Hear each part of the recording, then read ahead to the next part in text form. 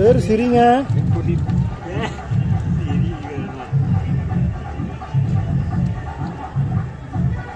பாலில் வந்து காப்பியில் ஊத்துறீங்களா, காப்பியில் டீ ஊத்துறீங்களா?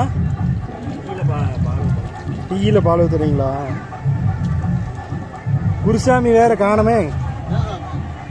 இந்த பாலில் டீ ஊத்துறாங்களாமா? பாலில் டீ ஊத்துறாங்களாமா?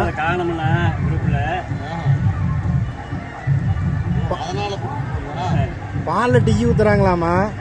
நாங்கள் டிகேஷன்ல தான் பால் ஊற்றுவோம்.